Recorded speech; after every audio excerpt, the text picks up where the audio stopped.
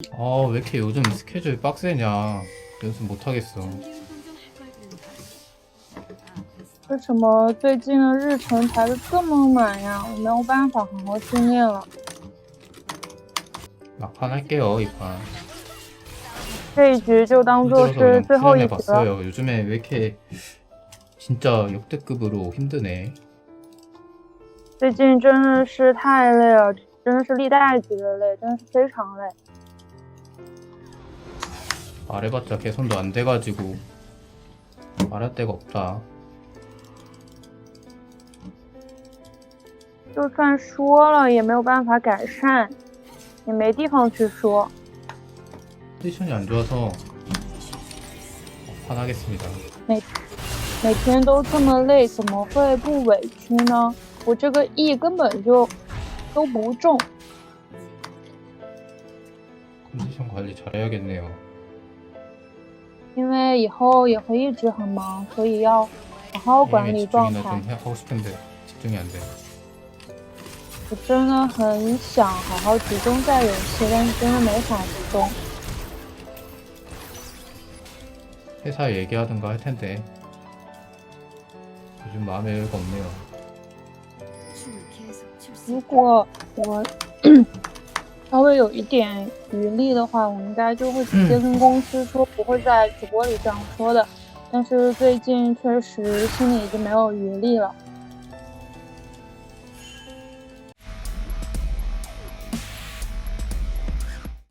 Hello， 大家好，我是店家阿博。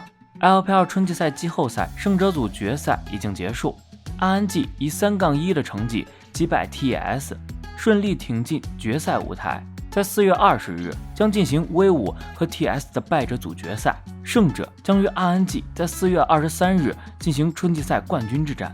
而 LCK 赛区的春季赛早已落幕 ，T1 继续延续不败战绩。 击败 GEN 后，成功夺得第10次 LCK 冠军奖杯。接下来 ，T1 将代表 LCK 出战今年在釜山举办的 MSI， 并且 T1 全队还入选了亚运会韩国国家队初选名单。由于今年 LCK 电竞协会宣布取消了每支队伍的选拔人数限制，所以 T1 首发5人很有可能全部入选最终阵容。另外再加上堪用选手。值得一提的是， 最近 T1 选手参加了直播平台举办的英雄联盟比赛活动，拍摄了不止1套视频和照片。虽然春季赛已经结束，但是行程更加的忙碌。接下来还有季中赛、亚运集训、选拔赛等等赛事，都是备受瞩目、必须认真对待的比赛。T1 春季赛表现很好，战队安排的活动比较多，可接下来的比赛也很密集，选手已经应付不来。这几天的活动直播结束后， 李哥在实况中吐槽战队安排，称最近行程忙碌，他已经没法保证自己的游戏操作，甚至不能专心比赛了。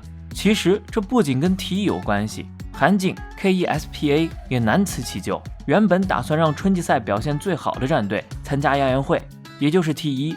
如今韩景突然宣布新计划，10位选手参加亚运会初选，在光州进行为期1周的集训选拔，最后还要打2天热身赛， 选出最终阵容，选手们要去光州集训，打乱了 T1 的计划。一时之间，粉丝见面会、视频拍摄、亚运集训、MSI 准备、直播活动挤在一起，让 T1 选手难以支撑。李哥能扛住战队的密集训练，却扛不住这种程度的时间安排，忍不住吐槽战队做法。听到李哥的吐槽，粉丝们十分心疼，并要求战队改正。没办法， T1 只好取消了当日所有选手的直播。T1 的确很繁忙，春季赛之后就是季中赛、亚运集训后续，还有夏季赛，中间再穿插各种拍摄和直播，选手没那么多精力，除非放弃训练时间。李哥的说法也并非无的放矢 ，T1 继续挤压他们的时间和精力。接下来选手身心疲惫，无心训练比赛，重蹈上个赛季覆辙，战队肯定会被爆破。 此前 ，T1 也给李哥和队友安排许多综艺活动，甚至让他们比赛之前跟男团一起参加节目，影响选手的训练、比赛状态，被 T1 粉丝爆破了。在阿博看来，职业选手并非专业艺人，在应对这些事情上，难免存在抵触心理。T1 选手大都很年轻，夺冠后他们压力很大，外界的影响更明显。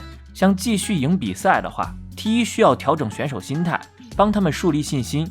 希望 T1管理层目光不再短浅，关注一下后续的比赛，赢季中赛甚至世界赛，战队的人气肯定比现在更高。与此同时，广大 LCK 观众也对接下来的热身赛表示了强烈抗议。韩竞官方公布了亚运会的10人名单，并且表示会在4月22日和23日进行热身赛，与其他国家或赛区的战队打比赛，然后选出最终的6人名单。这次的亚运会选拔方式是引起了诸多不满，包括基恩战队团长就出面吐槽了这个选拔方式，因为会有4个选手像傻子一样陪跑。同时也有很多观众支持这个观点。本来大多数的观众，包括 LPL 和 LCK 的网友，都默认亚运会的名单是直接选出来的，就是直接锁定6人名单交上去，没想到还要打热身赛。 LPL 这边的观众看到热身赛还比较期待 LCK 和 LPL 的队伍打一打，这样会非常有趣。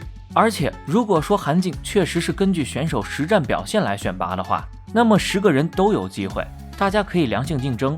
结果没想到之后就传来了坏消息， LCK 那边是公开了热身赛的对手，有2支战队，一支是 PCS 赛区的 PSG 战队，另一支则是日本赛区的 DFM 战队。也就是说 LCK 那边搞了这么大阵仗，说要打热身赛来选拔，结果就找来了2支外卡队伍。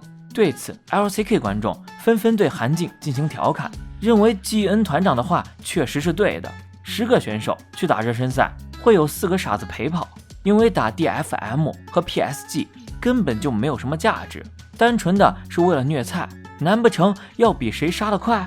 事实就是韩竞确实有在把4个选手当傻子玩。阿伯认为 LCK 的最终名单应该早就确定了。 LCK 那边有观众开始喷韩竞，应该是不敢找 LPL 的队伍，害怕翻车。正常来说 LPL 的队伍都在休赛期，可以找2支打打， LPL 打线上， LCK 打线下。估计韩竞怕和 LPL 队伍打，结果输了，场面会很难看。打 DFM 和 PSG 是不可能输的，但是就是没有任何价值。个人认为韩竞的这个行为确实令人看不懂。如果你真的已经内定好了6人名单，说要打热身赛，至少也得装装样子，找几支实力稍微强的队伍打一打。4月22日和23日2天打热身赛，欧美赛区的队伍应该还没去，能找的只有亚洲队伍，而亚洲队伍里面最强的肯定是 LPL， 找2支 LPL 队伍也能让观众们觉得你是在认真的做选拔工作，没有在走流程。结果找了2支弱队，让观众们都知道你是在走流程，这就让人非常扫兴了。这样的结果，阿伯认为基恩的 Ruler 选择放弃这次选拔是明智的决定，但是不知道超伟为什么没有放弃。基恩团长如果知道一些内情，也应该不建议超伟过去，除非有一种情况就是超伟确实有可能在内定名单里面。关于 LCK 的最终名单，阿伯认为最稳的3个人就是 Faker、小吕布和 Carriel， 这3个位置雷打不动。也就是说 Deft 和 Banro 是陪跑选手。值得一提的是，之前 Banro 在采访中明确表示不想要参加亚运会，结果没想到这次没有放弃自己的资格来打热身赛了。之前 LCK 那边给出的消息是说，单线选手最有可能带替补。按这个思路来说，打野只带 Warner 或者堪用，如果 LCK 那边硬要分出个1、2、3、4的话，估计堪用入选可能性大，然后替补可能就是超伟或者 King。 阿伯认为中上都有可能带替补，甚至打野也有可能，因为不知道 LCK 那边的消息是否准确。 King 相比于宙斯是经验更加丰富，超伟是主打发育的类型，在打法上与 Faker 有一点区别。堪用个人 carry 能力强， Warner 与 T1 选手配合度更高。总之 LCK 国家队那边的热身赛很快就开始了，大家可以关注一下，相信热身赛之后正式的名单就会公布了。最后，对于 T1 选手日程安排过满，韩国电竞协会找外卡战队打热身赛走流程，大家有什么想说的，欢迎在评论区留言哟。